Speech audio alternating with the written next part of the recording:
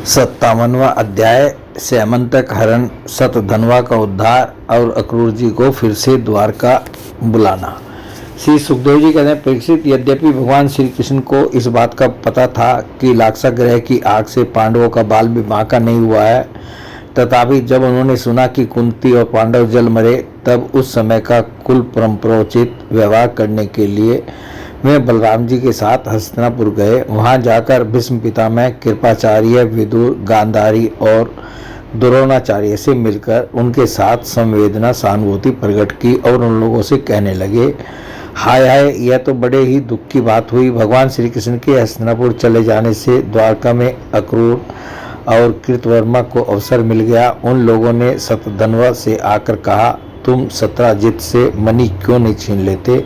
सत्राजित ने अपनी श्रेष्ठ कन्या सत्यभामा का विवाह हमसे करने का वचन दिया था और अब उसने हम लोगों का तिरस्कार करके उसे श्री कृष्ण के साथ ब्याह दिया है। अब सत्राजित भी अपने भाई प्रसेन की तरह क्यों न यमपुरी में जाए। शतधन्वा पापी था और अब तो उसकी मृत्यु भी उसके सिर पर नाच रही थी। अक्रूर और कृतवर्मा के इस प्रकार बहकाने पर शतधन्वा उनकी बातों में आ गया और उस महादुष्ट ने लोभवश सोए हुए सत्राजित को मार डाला। इस समय स्त्रियां अनाथ के समान रोने चिल्लाने लगी, परंतु शतधन्वा ने उनकी ओर तनिक भी ध्यान न दिया। जैसे कसाई पशुओं की हत्या कर डालता है, वैसे ही वह सत्राजित को मारकर और मणि लेकर वहां से चंपत हो गया। सत्यभामा जी को यह देखकर कि मेरे पिता मार डाले गए हैं, बड़ा शोक हुआ और वे हाय पिताजी मैं मारी गई, इस प्रकार पुकार पुकार कर विलाप करने लगी। बीच बीच में वे बेहोश हो जाती और होश में आने पर फिर विलाप करने लगती। इसके बाद उन्होंने अपने पिता के शव को तेल के कढ़ाई में रखवा दिया और आप हस्तिनापुर को गई। उन्होंने बड़े दुख से भगवान श्री कृष्ण को अपने पिता की हत्या का वृत्तांत सुनाया। यद्यपि इन बातों को भगवान श्री कृष्ण पहले से ही जानते थे, परीक्षित सर्वशक्तिमान भगवान श्री कृष्ण और बलराम जी ने सब सुनकर मनुष्यों की सी लीला करते हुए अपनी आंखों में आंसू भर लिए और विलाप करने लगे कि अहो, हम लोगों पर तो यह बहुत बड़ी विपत्ति आ पड़ी। इसके बाद भगवान श्री कृष्ण सत्यभामा जी और बलराम जी के साथ हस्तिनापुर से द्वारका लौट आए और शतधन्वा को मारने तथा उससे मणि छीनने का उद्योग करने लगे। जब शतधन्वा को यह मालूम हुआ कि भगवान श्री कृष्ण मुझे मारने का उद्योग कर रहे हैं, तब वह बहुत डर गया और अपने प्राण बचाने के लिए उसने कृतवर्मा से सहायता मांगी। तब कृतवर्मा ने कहा, भगवान श्री कृष्ण और बलराम जी सर्वशक्तिमान ईश्वर हैं, मैं उनका सामना नहीं कर सकता। भला ऐसा कौन है जो उनके साथ वैर बांधकर इस लोक और परलोक में सकुशल रह सके? तुम जानते हो कि कंस उन्हीं से द्वेष करने के कारण राज्य लक्ष्मी को खो बैठा और अपने अनुयायियों के साथ मारा गया। जरासंध जैसे सूरवीर को भी उनके सामने 17 बार मैदान से हार कर बिना रथ के ही अपनी राजधानी में लौट जाना पड़ा था। जब कृतवर्मा ने उसे इस प्रकार टका से जवाब दे दिया, तब शतधन्वा ने सहायता के लिए अक्रूर जी से प्रार्थना की। उन्होंने कहा, भाई, ऐसा कौन है जो सर्वशक्तिमान भगवान का बल पुरुष जानकर भी उनसे वैर विरोध ठाने, जो भगवान खेल खेल में ही इस विश्व की रचना, रक्षा और संहार करते हैं तथा जो कब क्या करना चाहते हैं, इस बात को माया से मोहित ब्रह्मा आदि विश्व विधाता भी नहीं समझ पाते।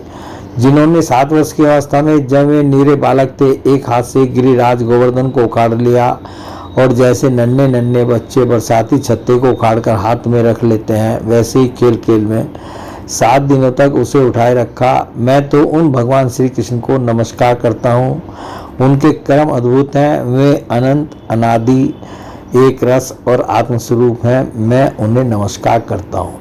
जब इस प्रकार अक्रूर जी ने भी उसे कोरा जवाब दे दिया, तब शतधन्वा ने स्यमंतक मणि उन्हीं के पास रख दी और आप 400 कोस लगातार चलने वाले घोड़े पर सवार होकर वहां से बड़ी फुर्ती से भागा। परीक्षित, भगवान श्री कृष्ण और बलराम दोनों भाई अपने उस रथ पर सवार हुए जिस पर गरुड़ चिन्ह से चिन्हित ध्वजा फहरा रही थी और बड़े वेग वाले घोड़े जुते हुए थे। अब उन्होंने अपने ससुर सत्राजित को मारने वाले शतधन्वा का पीछा किया। मिथिलापुरी के निकट एक उपवन में शतधन्वा का घोड़ा गिर गया अब वह उसे छोड़कर पैदल ही भागा। वह अत्यंत भयभीत हो गया था। भगवान श्री कृष्ण भी क्रोध करके उसके पीछे दौड़े। सतधनवा पैदल ही भाग रहा था, इसलिए भगवान ने भी पैदल ही दौड़कर अपने तीक्ष्ण धार वाले चक्र से उसका सिर उतार लिया और उसके वस्त्रों में स्यमंतक मणि को ढूंढा, परंतु जब मणि नहीं मिली तब भगवान श्री कृष्ण ने बड़े भाई बलराम जी के पास आकर कहा, हमने सतधनवा को व्यर्थ ही मारा, क्योंकि उसके पास स्यमंतक मणि तो है ही नहीं। बलराम जी ने कहा, इसमें संदेह नहीं कि सतधनवा ने स्यमंतक मणि को किसी न किसी के पास रख दिया है। अब तुम द्वारका जाओ और उसका पता लगाओ। मैं विदेहराज से मिलना चाहता हूँ, क्योंकि वे मेरे बहुत ही प्रिय मित्र हैं। परीक्षित यह कहकर यदुवंश शिरोमणि बलराम जी मिथिला नगरी में चले गए। जब मिथिला नरेश ने देखा कि पूजनीय बलराम जी महाराज पधारे हैं, तब उनका हृदय आनंद से भर गया। उन्होंने झटपट अपने आसन से उठकर अनेक सामग्रियों से उनकी पूजा की। इसके बाद भगवान बलराम जी कई वर्षों तक मिथिलापुरी में ही रहे। महात्मा जनक ने बड़े प्रेम और सम्मान से उन्हें रखा। इसके बाद समय पर धृतराष्ट्र के पुत्र दुर्योधन ने बलराम जी से गदा युद्ध की शिक्षा ग्रहण की। अपनी प्रिया सत्यभामा का प्रिय कार्य करके भगवान श्री कृष्ण द्वारका लौट आए और उनको यह समाचार सुना दिया कि सतधनवा को मार डाला गया, परंतु स्यमंतक मणि उसके पास न मिली। इसके बाद उन्होंने भाई बंधुओं के साथ अपने ससुर सत्राजित की वे सब और्ध्व दैहिक क्रियाएं करवाई, जिनसे मृतक प्राणी का परलोक सुधरता है। अक्रूर और कृतवर्मा ने सतधनवा को सत्राजित के वध के लिए उत्तेजित किया था। इसलिए जब उन्होंने सुना कि भगवान श्री कृष्ण ने सतधनवा को मार डाला है, तब वे अत्यंत भयभीत होकर द्वारका से भाग खड़े हुए। परीक्षित, कुछ लोग ऐसा मानते हैं कि अक्रूर के द्वारका से चले जाने पर द्वारका वासियों को बहुत प्रकार के अनिष्टों और अरिष्टों का सामना करना पड़ा।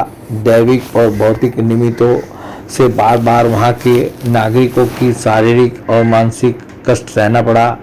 परंतु जो लोग ऐसा कहते हैं वे पहले कही हुई बातों को भूल जाते हैं। भला यह भी कभी संभव है कि जिन भगवान श्री कृष्ण में समस्त ऋषि मुनि निवास करते हैं, उनके निवास स्थान द्वारका में उनके रहते कोई उपद्रव खड़ा हो जाए। उस समय नगर के बड़े बूढ़े लोगों ने कहा, एक बार काशी नरेश के राज्य में वर्षा नहीं हो रही थी, सूखा पड़ गया था। तब उन्होंने अपने राज्य में आए हुए अक्रूर के पिता सफलक को अपनी पुत्री गांधिनी ब्याह दी। तब उस प्रदेश में वर्षा हुई। अक्रूर भी सफलक के ही पुत्र हैं और इनका प्रभाव भी वैसा ही है। इसलिए जहाँ जहाँ अक्रूर रहते हैं वहाँ वहाँ खूब वर्षा होती है तथा किसी प्रकार का कष्ट और महामारी आदि उपद्रव नहीं होते। परीक्षित, उन लोगों की बात सुनकर भगवान ने सोचा कि इस उपद्रव का यही कारण नहीं है। यह जानकर भी भगवान ने दूत भेजकर अक्रूर जी को ढूंढवाया और आने पर उनसे बातचीत की। भगवान ने उनका खूब स्वागत सत्कार किया और मीठी मीठी प्रेम की बातें कहकर उनसे संभाषण किया। पृथ्वी भगवान सबके चित्त का एक एक संकल्प देखते रहते हैं, इसलिए उन्होंने मुस्कुराते हुए अक्रूर से कहा, चाचा जी, आप दान धर्म के पालक हैं। हमें यह बात पहले से मालूम है कि सतधनवा आपके पास वह स्यमंतक मणि छोड़ गया है जो बड़ी ही प्रकाशमान और धन देने वाली है। आप जानते ही हैं कि सत्राजित के कोई पुत्र नहीं है, इसलिए उनकी लड़की के लड़के उनके नाती ही उन्हें तिलांजलि और पिंडदान करेंगे, उनका ऋण चुकाएंगे और जो कुछ बच रहेगा उसके उत्तराधिकारी होंगे। इस प्रकार शास्त्रीय दृष्टि से यद्यपि स्यमंतक मणि हमारे पुत्रों को ही मिलनी चाहिए, तथापि वह मणि आपके ही पास रहे, क्योंकि आप बड़े व्रतनिष्ठ और पवित्र आत्मा हैं तथा दूसरों के लिए उस मणि को रखना अत्यंत कठिन भी है। परंतु हमारे सामने एक बहुत बड़ी कठिनाई यह आ गई है कि हमारे बड़े भाई बलराम जी मणि के संबंध में मेरी बात का पूरा विश्वास नहीं करते। इसलिए महाभाग्यवान अक्रूर जी, आप वह मणि दिखाकर हमारे इष्ट मित्र बलराम जी और सत्यभामा तथा जामवती का संदेह दूर कर दीजिए और उनके हृदय में शांति का संचार कीजिए। हमें पता है कि उसी मणि के प्रताप से आजकल आप लगातार ही ऐसे यज्ञ करते रहते हैं जिनमें सोने की वेदियां बनती हैं।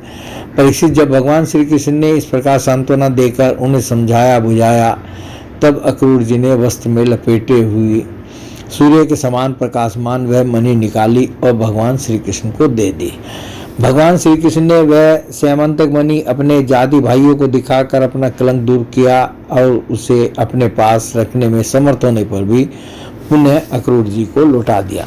सर्वशक्तिमान सर्वव्यापक भगवान श्री कृष्ण के पराक्रमों से परिपूर्ण यह आख्यान समस्त पापों, अपराधों और कलंकों का मार्जन करने वाला तथा परम मंगलमय है। जो इसे पढ़ता, सुनता अथवा स्मरण करता है, वह सब प्रकार की अपकीर्ति और पापों से छूटकर शांति का अनुभव करता है। बोले भगवान श्री कृष्ण की जय।